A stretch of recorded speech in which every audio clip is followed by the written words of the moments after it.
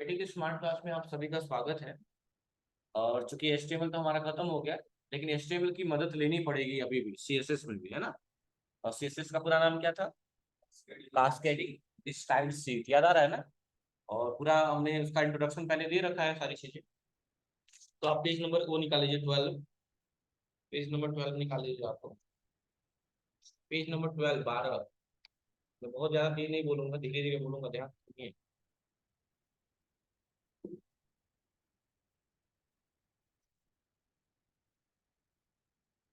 कहा है CSS tutorial और CSS 3 tutorial provide basic and advance concept. ये दो क्या है, सीएसएस ट्यूटोरियल की बात करें या सीएसएस 3 ट्यूटोरियल की बात करें, ये हमें दो चीजें प्रोवाइड करती हैं, एक बेसिक कॉन्सेप्ट और एक एडवांस कॉन्सेप्ट प्रोवाइड करता है। Our CSS tutorial is develop for beginner and professional. यानी जो सीएसएस है वो बहुत लोगों के लिए बहुत आसान है। और जो बिगिनर है, बिगिनर मतलब जो अभी नए नए आए हैं, जो नया नया सीखना चाहते हैं, उनके लिए बहुत अच्छा है। और सिर्फ शुरुआत वाले के लिए नहीं, ऐसे लोग जो इन सब चीजों में प्रोफेशनल है, उनको बहुत अच्छे से आ गया है, उनके लिए भी काफी यूजफुल है। The major point of CSS are given below, और कुछ नीचे दिए हुए हैं। क्या क्या दिए हुए सुनिएगा। CSS is use to design HTML tag.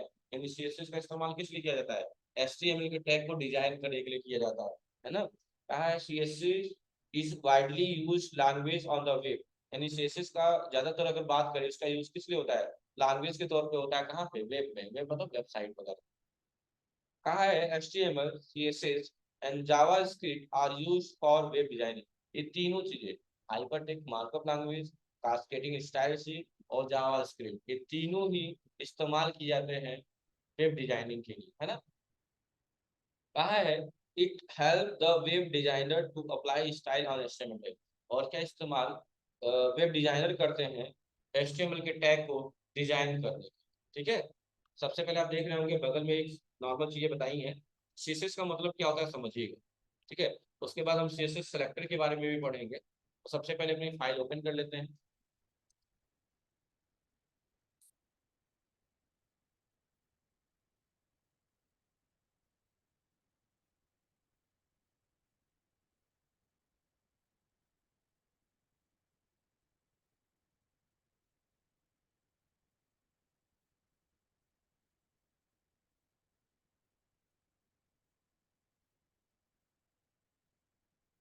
और इतना तो हम लोग बनाए हैं पहले से, क्यों? और नया हम बना देते हैं। प्लस पे क्लिक करके इंडेक्स डॉट एच टी, किस नाम से बनाना है? Index dot H T M. बन गया। और नाम को लाने के लिए शिफ्ट प्लस वन दबाते हैं, पता ही आप लोग। एंटर करते हैं। इतनी चीजें तो नॉर्मल है, अभी तक कोई दिक्कत नहीं। ठीक है। और हमने यहाँ लिख दिया सी एस एस ट्यूटोरियल।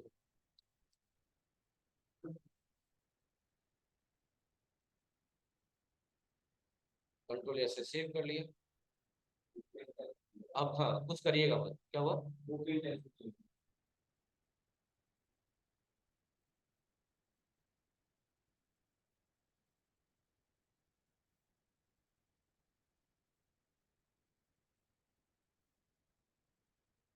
ठीक है। अब और हमने बॉडी के हेडिंग वगैरह जानते हैं, बॉडी के भीतर देते हैं।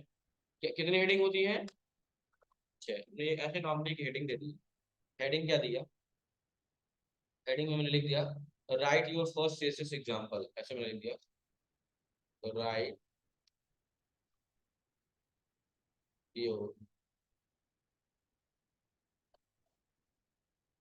First CSS example.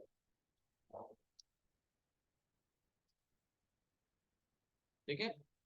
कंट्रोल ऐसे सेव कर दिया। और चाहे तो इसी हेडिंग के भीतर क्या कर ले, क्या कर लिया, हेडिंग के भीतर ही एक पैराग्राफ भी लगा रहेगा। एक पैराग्राफ लगा लिया इंटर करके। पी टैग, पैराग्राफ के लिए क्या लगेगा? P tag. और हमने लिख दिया क्या? This is paragraph. या वही लॉरेम लगा लीजिए।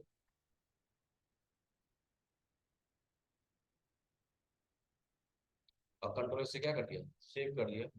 इसका इनपुट पहले चेक कर लीजिए और सीएसएस का मतलब समझिए।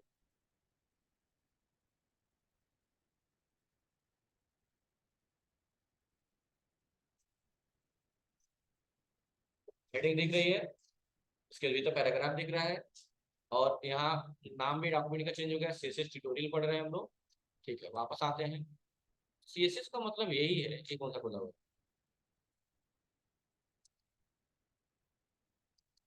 सीएसएस का मतलब यही है कि अगर अब इन पे हमें कोई भी, अभी क्या पढ़ा आपने, सीएसएस का इस्तेमाल किस लिए किया जाता है, एचटीएमएल के टैग को क्या करने के लिए, डिजाइन करने के लिए।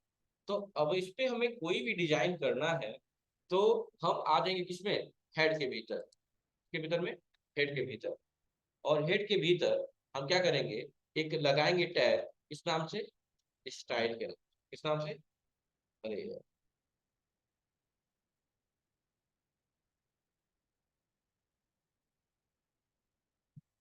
टैग क्लोज किया, है ना।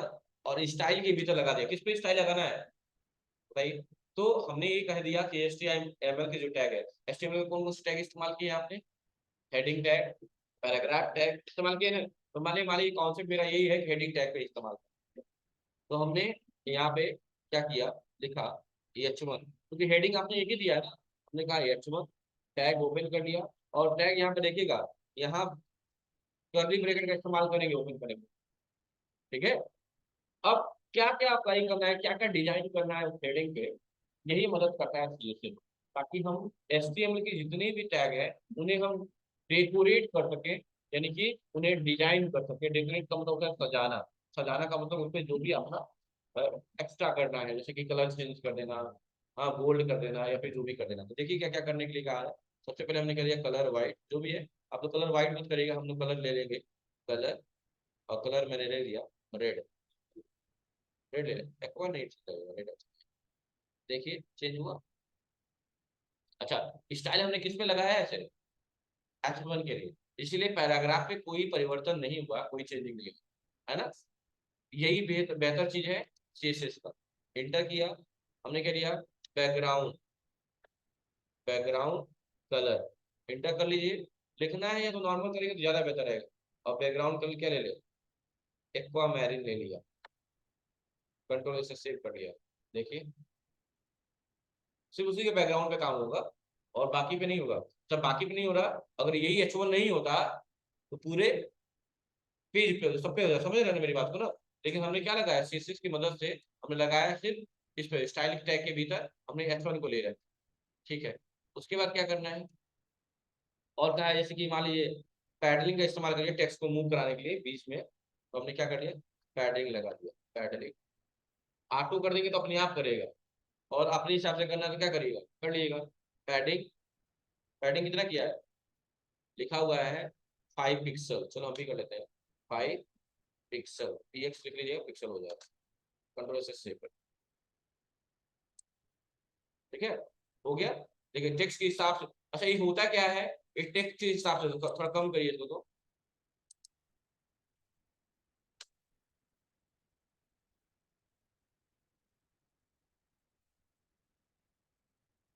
ये चीज जो होता है ना, देखो ये चीज दिख रहा है ना आपको, यही चीज बढ़ता जाएगा इसकी पैडलिंग।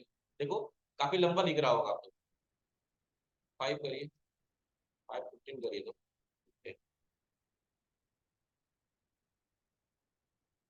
देख रहे हैं, बढ़ रहा है चौड़ाई।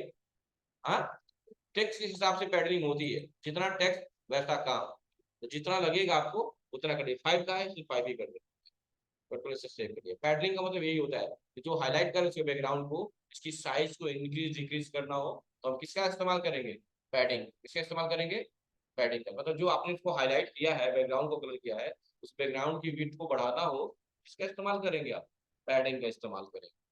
और क्या कहा है, पैराग्राफ कलर भी चेंज करने के लिए बोला है। तो पैराग्राफ के लिए क्या क्या है, अब देखिए हेडिंग टैग यहाँ क्लोज हो जा रहा है, जो भी स्टाइल लगा है H1 पे, आप यहीं पे क्लोज हो गया, और इंटर करके इसके नीचे आ जाए, इसके नीचे आ जाए, और यहाँ अगला टैग लगा दिया हमने P।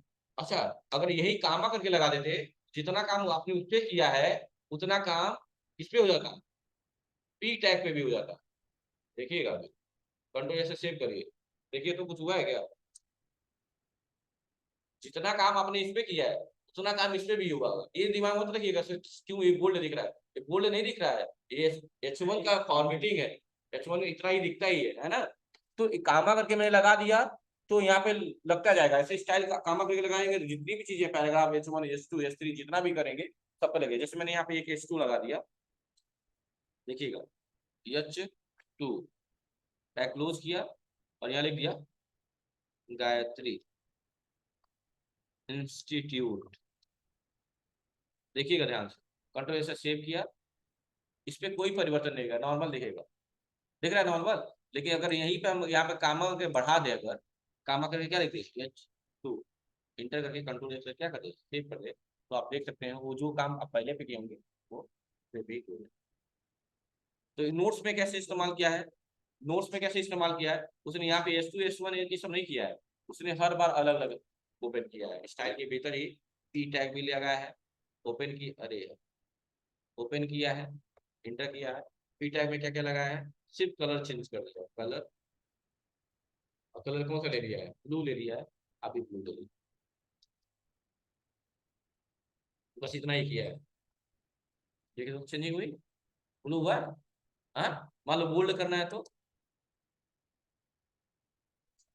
बोल्ड करना है तो कहाँ लगाएंगे, बॉडी के भीतर लगेगा, पैराग्राफ के भीतर आएंगे और यहाँ क्या लगा देंगे,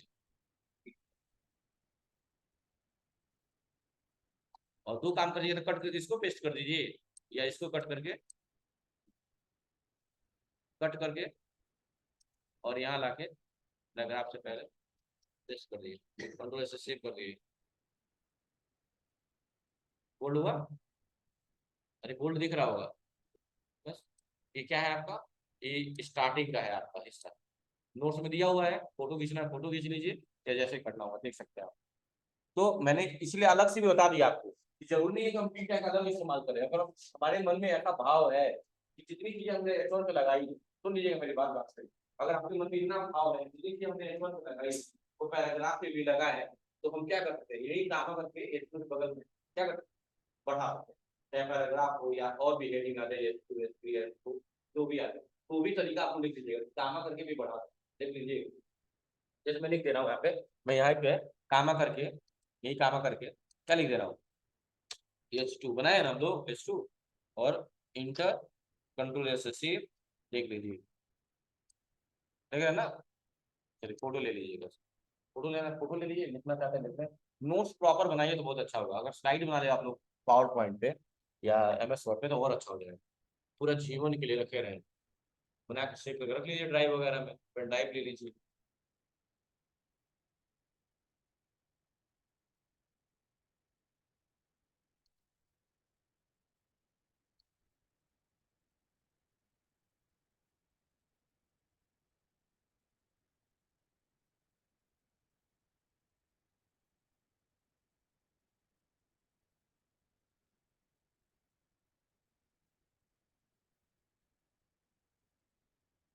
हो जाएगा, अब थोड़ा समझिएगा, अब जो H1 यहाँ लगाए हैं, ये H1 क्या है आपका सिलेक्टर, क्या कहलाता है, सिलेक्टर कहलाता है, और जो आपने डिसाइड किया है कि इसका कलर क्या हो जाए, रेड हो जाए, किया ना डिसाइड आप लोगों ने, इसका कलर क्या हो जाए, रेड हो जाए या फिर येलो हो जाए कुछ भी, तो ये क्या कहलाएंगे, डिजाइनर कहलाएंगे, डिक्लेरेशन ब्लॉक क्या कहलाएंगे, ये भी डायग्राम बना हुआ है सब देखिएगा ध्यान से, मैं यहाँ पे बना दे रहा हूँ, इसको क्या बोलेंगे, सिलेक्टर बोलेंगे, क्या बोलेंगे, सिलेक्टर, क्या है H1 आपका, क्या है H1 इसको क्या है, सिलेक्टर, आपने सिलेक्ट किया है ना किसी भी स्पेस पे काम होगा, ये सिलेक्टर कहलाएंगे।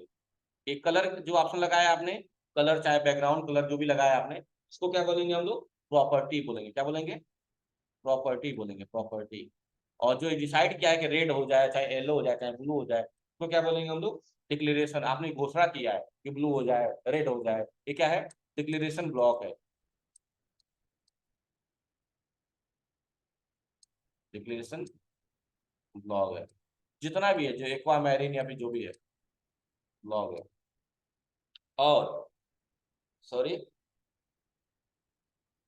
डिक्लेरेशन ब्लॉक ये पूरा कहलाएगा, ये सॉरी मैंने थोड़ा सा गलत बता दिया, ये पूरा बॉक्स जो है इसका, ये वाला हिस्सा, ये वाला हिस्सा कहलाएगा, और इसके भीतर जो रेड दिए हैं, रेड सॉरी, रेड इसको क्या बोलेंगे, वैल्यू, आपने वैल्यू क्या दी, समझ में आ गई बात ना? एक बार फिर से देख लीजिए, एक बार आप लोग बोलिएगा H1 H2 क्या कहलाएगा? सिलेक्टर कहलाएगा। और ये H1 H2 के भीतर जितने भी कॉन्सेप्ट रखे हैं आपने, इसको क्या बोलेंगे हम लोग? डिक्लेरेशन ब्लॉक बोलेंगे। एक कलर क्या है? प्रॉपर्टी है। और रेड या एक्वामेरिन क्या है? वैल्यू है। कोई दिक्कत? समझ में आ गई बात ना? और फॉन्ट साइज, अच्छा इसमें और भी चीजें हैं। मान लो फॉन्ट साइज वगैरह देना हो तो इसी के भीतर दे देंगे। मान लो फॉन्ट साइज बढ़ाना है, इसमें क्या करेंगे? पैडलिंग के बाद या इसे इंटर करके हमने लिख दिया फॉन्ट साइज। फॉन्ट साइज किसकी साइज? H1 और H2 दोनों की बढ़ा रहा हूँ। Larger, larger, medium, small, smaller, x large, double x large कर देगा। कंट्रोल ऐसे सेव कर दिया और अभी इसका आउटपुट देखिए। लार्ज हुआ? लार्ज हो गया? ऐसा कर दे। किस नाम से आएगा? Font size. दिमाग में रखना। अच्छा फॉन्ट साइज क्या है? क्या है? प्रॉपर्टी है। क्या है? प्रॉपर्टी है। और डबल एक्सल लार्ज जो लिया है वो क्या है? प्रॉपर्टी की वैल्यू लिया। ठीक है, याद रहना चाहिए, टेस्ट होगा तो पूछा जाएगा ये सब। ठीक है, अब हम पढ़ेंगे। लिखा हुआ है डिक्लेरेशन ब्लॉक या सिलेक्टर, क्या लिखा हुआ? सुनो क्या लिखा हुआ सिलेक्टर के बारे में। कहा है selector indicate the HTML element. Selector किसको इंडिकेट करते हैं कि कौन कौन से एचटीएमएल के एलिमेंट है? एचटीएमएल के एलिमेंट कौन कौन से है बच्चों? H1 P H2 ये क्या है? HTML के एलिमेंट है। क्या है? HTML के एलिमेंट है। और स्टाइल के भीतर इन्हीं सिलेक्टर का आप इस्तेमाल कर रहे हैं स्टाइल के भीतर। समझ गए ना? यहाँ आप H1 H2 को क्या बोल रहे हैं? सिलेक्टर बोल रहे हैं ना? क्या बोल रहे हैं? सिलेक्टर बोल रहे हैं। ये सिलेक्टर है कौन? कोई और नहीं है, HTML के एलिमेंट है। H1 P H2। और क्या लिखा हुआ है? लिखा हुआ है डिक्लेरेशन ब्लॉक क्या होता है। कहा है the declaration block can contain one और मोर डिक्लेरेशन। जैसे कि इसके भीतर एक कंटेनर का ही है ना, देखो यहाँ पे देखो ये क्या है? एक कंटेनर है। क्या है? ये क्या है? कंटेनर है। क्या है?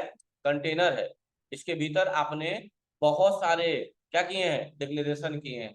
बहुत सारे प्रॉपर्टी, बहुत सारे वैल्यू रखे हैं, इसीलिए इसको क्या बोला गया है? डिक्लेरेशन ब्लॉक बोला गया है। समझ गए ना? क्योंकि बहुत सारी चीजें आपने इसमें निर्धारित की है, सिर्फ एक चीजें नहीं। कलर, बैकग्राउंड कलर, फॉन्ट की साइज और पैडिंग, पैडिंग का भी इस्तेमाल आपने किया। ठीक है, इसके बाद से दिया हुआ प्रॉपर्टी। कहा है प्रॉपर्टी क्या होता है? कहा है कि ये प्रॉपर्टी ये टाइप ऑफ एट्रीब्यूट। प्रॉपर्टी क्या है? एक एट्रीब्यूट है। जैसे कौन सा एट्रीब्यूट लगा है? Colour attribute, background colour attribute, font size attribute, padding, ये सब क्या है? एट्रीब्यूट कहलाते हैं। क्या कहलाते हैं? एट्रीब्यूट कहलाते हैं।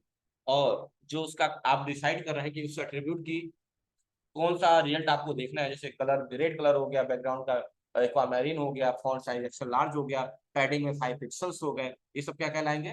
वैल्यूज कहलाएंगे। क्या कहलाएंगे? वैल्यूज। ये दिमाग में रखना है, याद करना है, कल पूछेंगे, पहले सबसे पहले ये पूछेंगे। ठीक है, अब सीएसएस की कितने सिलेक्टर की बात की गई है तो आप देख सकते हैं सीएसएस के 5 सिलेक्टर की बात की गई है। पहला सिलेक्टर है सीएसएस एलिमेंट सिलेक्टर। अभी हमने क्या किया है? अभी हम लोग क्या किए हैं? एलिमेंट सिलेक्ट किए हैं। उसके बाद दिया है CSS आईडी सिलेक्टर।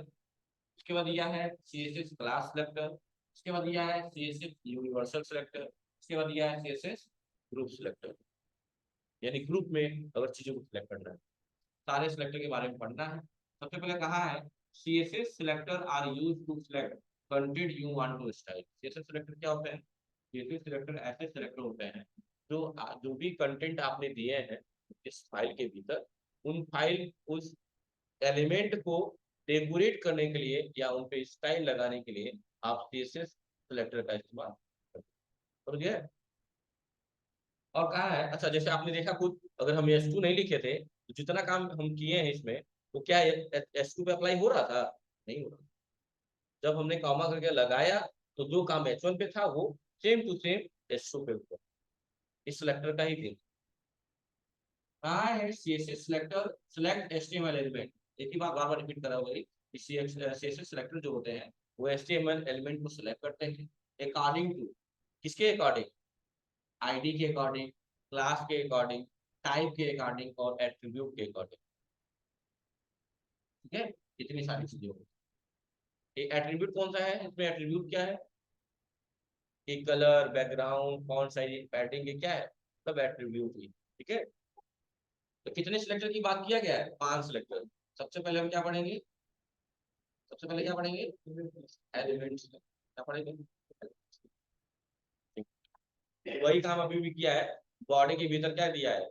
1 2 3 पैराग्राफ दे दिया है ना? हेडिंग नहीं दिया है, इस बार क्या दे दिया है? पैराग्राफ दे दिया। तो मैं ये सब हटा दूँ, जितना लगाया हूँ ये पैराग्राफ वगैरह जो भी स्टाइल के भीतर लगा, स्टाइल को ऐसे ही खाली रहने दे। ठीक है, और यहाँ पे हमने सब हटा दिया, H1 हटा दिया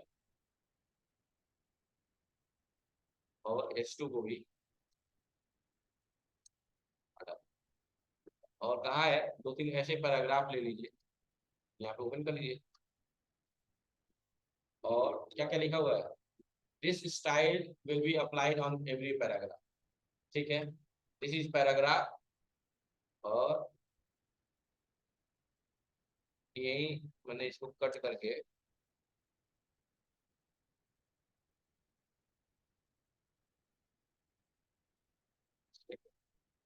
ये मैंने कट करके, अरे यहाँ पे पेस्ट कर दिया, और इसके भीतर मैंने लिख दिया, यही लाइन जो लिखी हुई है, this style will be applied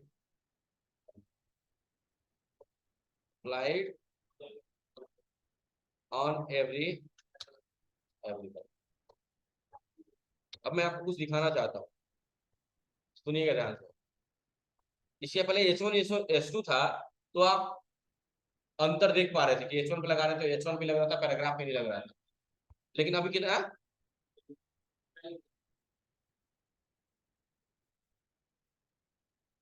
लेकिन अभी क्या देखने को मिलेगा आपको? अभी क्या देखने को मिलेगा कि जितने पैराग्राफ लगाए, इसी पैराग्राफ एक और कर लिया, पी टैग और लॉरेन, कंट्रोल एस से कई सारे पैराग्राफ हो गए ना बाबू? तो कितने पैराग्राफ हो गए? 3। 3 पैराग्राफ हमने लगा दिया। आउटपुट देखिए, तीनों पैराग्राफ आपको दिख रहे हैं। अब हम चलते हैं एलिमेंट सिलेक्टर का इस्तेमाल कर, स्टाइल के भीतर आया टैग, और यहाँ लगा दिया मैंने। सिर्फ कौन सा टैग लगा रहा है? P tag. अच्छा, पी टैग बहुत सारे हैं ना? बहुत सारे हैं ना, एक ही पी तो है नहीं, बहुत सारे हैं। कितने पैराग्राफ है? 3। तो अब जो भी आप यहाँ पे लगाएंगे, जो भी स्टाइल करेंगे, वो सारे पैराग्राफ में होगा, क्योंकि पैराग्राफ में कोई अंतर नहीं दिखाया आपने। तब आपने पी नाम से बनाया, लेकिन इससे पहले क्या था? H1 H2 अलग अलग था, तो जिस पे कर रहे थे उसी पे अप्लाई हो रहा था। लेकिन अब जैसे पी टाइप में क्या इस्तेमाल करना है? मान लो टेक्स्ट अलाइन सेंटर, सेंटर में सब टेक्स्ट कर देना है, टेक्स्ट अलाइन सेंटर, पहला काम ही कर दिया, कंट्रोल से सेव कर दिया। देखते हैं सेंटर में आया, देखिए सब सेंटर में आ गया।